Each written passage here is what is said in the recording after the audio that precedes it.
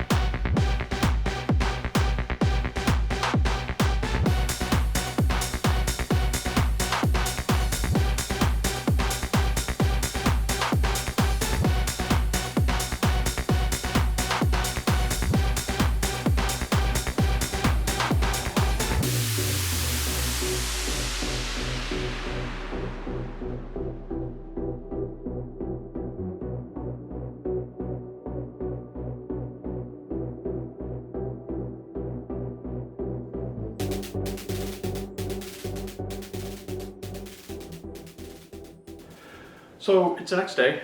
Actually, I think it's 2 days. So my cousin helped me get a bunch of work done on the engine. and you know, we got the crankshaft in, we got the carrier in, everything was torqued down, and we got 3 of the pistons in. So today I'm going to go ahead and put the last 3 of the pistons in, and then put torque, go through, make sure everything else is torqued properly, and put on the additional little pieces that hold that carrier in place, and we'll call it a day after that. So that's what you're going to see today, and here we go. I'll probably stop somewhere in here and I'll show you exactly how I'm putting one of these things in, so you just kind of know how this goes together.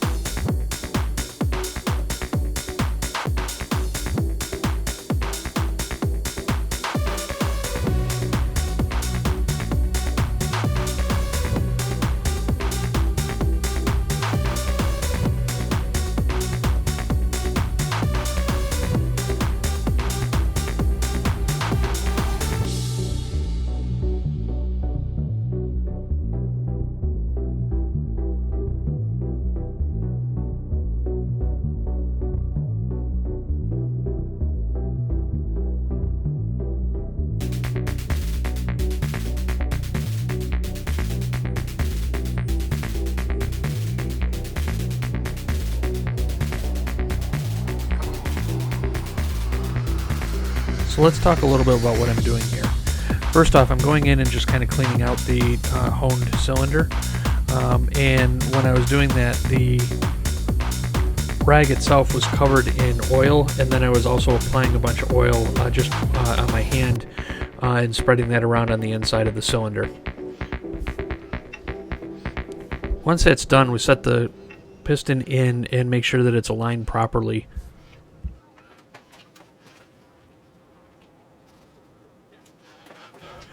And now you'll see I'm using a ring compressor that basically goes in and compresses the rings so that they're perfectly sized to go into the cylinder.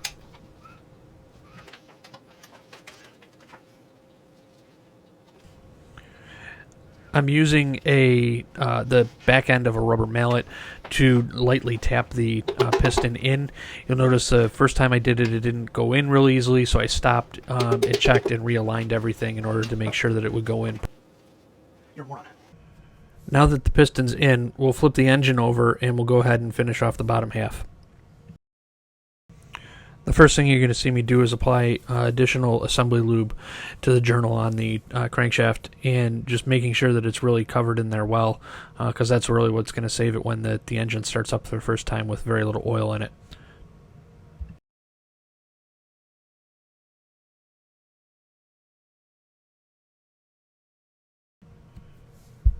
Once it's all lubed up, we're going to go ahead and put the bottom of the connecting rod on and get it set into place.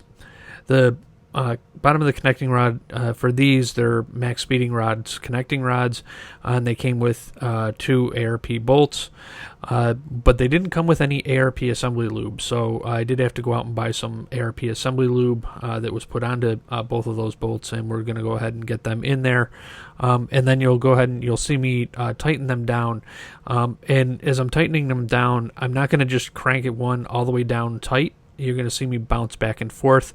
This is to make sure that the bottom of the connecting rod sets on there nice and smooth and balanced and properly seated. So once everything is tightened down hand tight, I'll go ahead and get my torque wrench and go ahead and tighten them down to the proper torque specs per max speeding rod's instructions.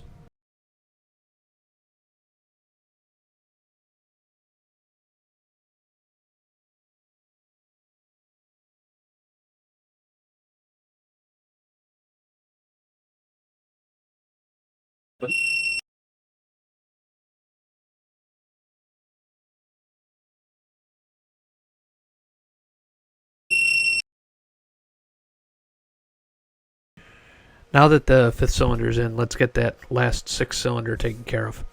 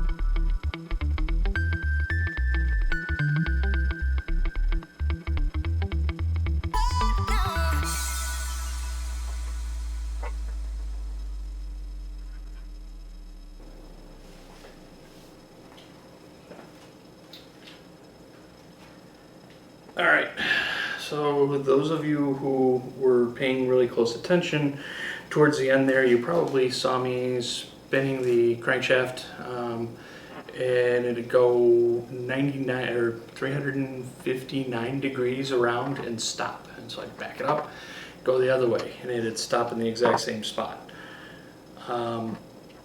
Something's not right.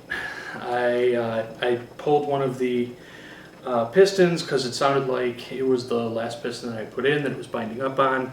That's not it. Taking a closer look, I'll put a picture right here. There's a spot on the inside of the main engine where there's like a wear spot, or where it looks like somebody tried to at one point, like, grind a little spot out. It seems like that's where it's hitting. I can't be 100% sure because I can't actually see anything hitting it, but the sound is coming from that side, and it's a discernible thunk when it comes around and hits it. So I guess the next steps are going to be to tear everything back apart. I'm going to take all the pistons back out, and we're going to just try and spin the crankshaft without anything on it, and if it binds up.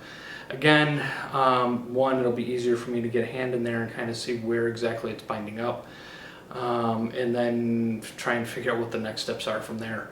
So, yeah. With that, I think I'm gonna go drink a couple of beers, maybe cry a little bit, and you know, tomorrow's another day, and we'll see where we get. So with that, good luck to everybody else out there who's building one of these things. Be sure to like and subscribe, leave any comments down below. I'll take all the comments of pity I can get. And with that, till next time, see ya.